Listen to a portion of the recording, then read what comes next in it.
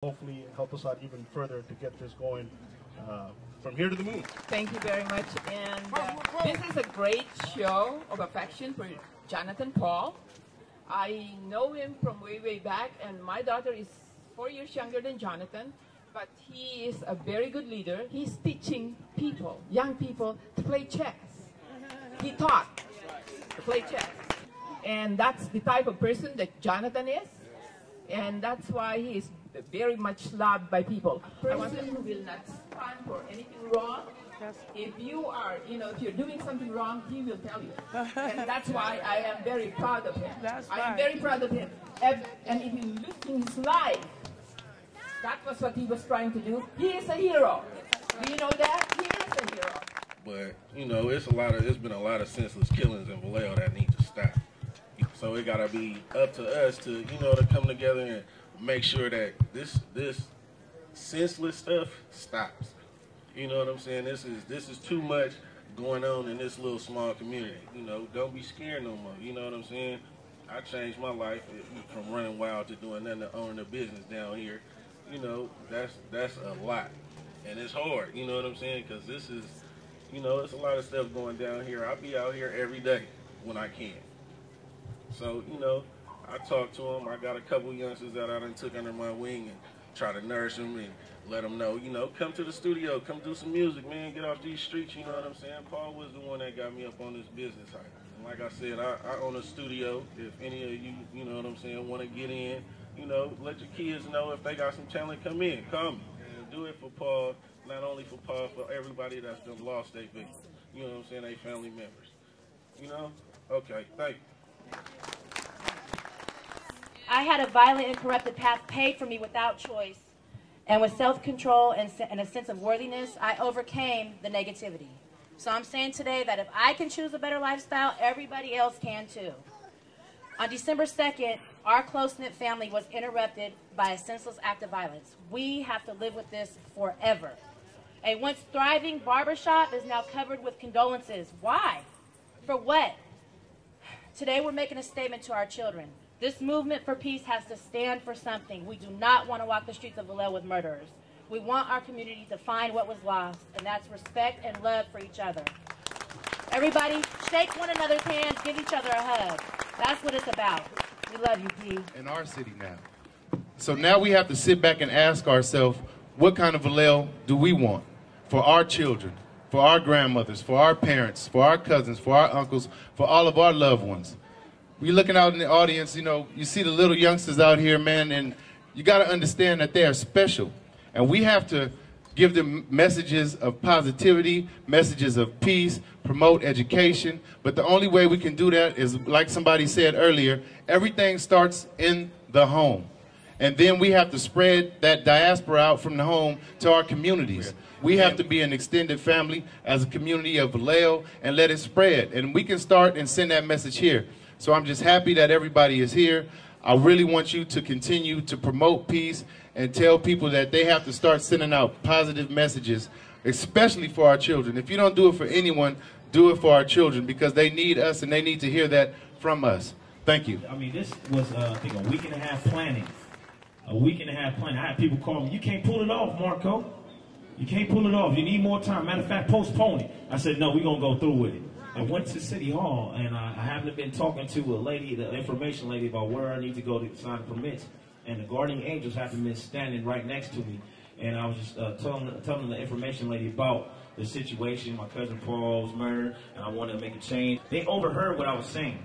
And they came over and talked to me, and they said, yeah, we was right there when it happened, and we just left, and we're real angry about it. We really want to be a part of this movement. Whatever you need me to do, we'll do it. And matter of fact, we're having a meeting with the mayor right now. Marco, do you want to come meet with us? I got in and sat in with a meeting with the mayor in that 2 minutes. I'm just telling you how God works. I knew it. He was telling me right there, hey, this got to happen.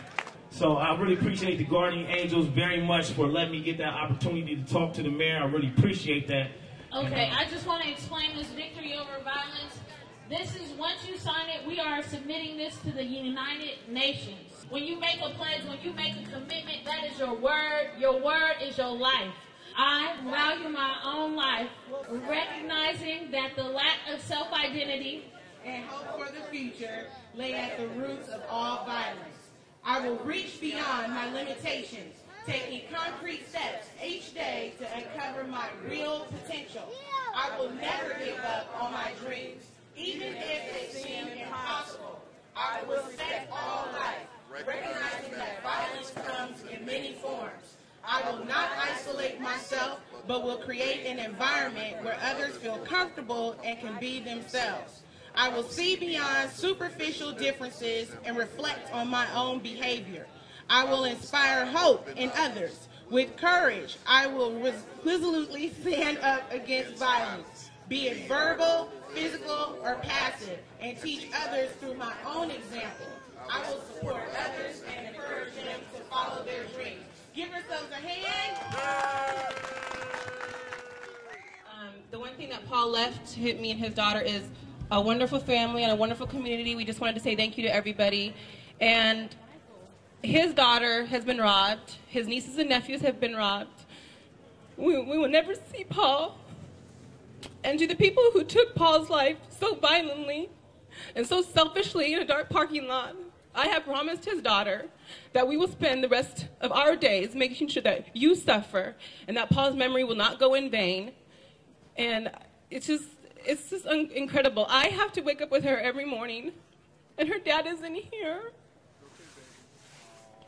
And you have robbed this child of something so special. There are men out here walking around who don't have anything to do with their kids, who don't even know their kids. And here's Paul, the perfect father who would, everybody be waiting, have 4 people in the barbershop waiting for him, 3 hours late, Paul was always late, to do Afro-Puffs for his child. Iman wanted to wear Afro-Puffs for her dad today, she told me. And Iman is constantly asking me, will the people who did this to her dad, and she was well aware of what happened, will go to jail, and I promised her they will. And we promise we will spend the rest of our lives, me and Paul, all of his extended family, making sure that you suffer. Paul's memory will not go in vain, his barbershop will not go in vain, and all he believed in will not go in vain. So we just wanted to say thank you to everybody. Thank you to all his extended family, his friends, for the support from me and Iman. We really appreciate it, and we're going to need it. So. All right, Michelle. Now, when you have something like this that happened downtown, it doesn't just affect the immediate family, it affects the extended family, which is what we are. What it does, it allows people that do the type of things that happen down here to believe that there is no concern with the family in regards to situations that happen to the family. Now, what that also means is that it emboldens them. It makes them believe that they can continue to do things, that things continue to go the direction and the way that they're going without any kind of repercussions. Don't let this be the beginning and the end of your involvement in the change of Vallejo. Do something now to continue what it is that this young brother and his family has started, because, like I said, it is the community, which is why he's doing it. I love y'all. God bless you, and keep God first. Let me say that our entire council is committed to assisting and stopping the violence in our community. And I assume that you've already announced that our other council member, Stephanie Gomes, is here and has demonstrated her commitment. To Marco and the organizers of this march and this rally, I say thank you, and I commend you for your drive and your effort to make a difference in the city of Vallejo. I pray, though, that your efforts not be in vain, but will be a new beginning for a safe Vallejo.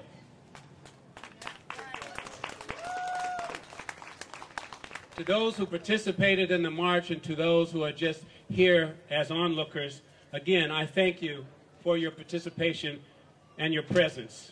I know people don't like to talk about partnering with our police department, but how else are we going to rid our community of crime? I'm convinced that there is a wealth of information in our community about who the criminals are and about who's committing the crime. But people are scared to come forward, and either because of fear or because of that foolish creed about I will not be a snitch. It has been said that all it takes for evil to prevail is enough good men to do nothing. Do nothing, and lawlessness and violence prevails.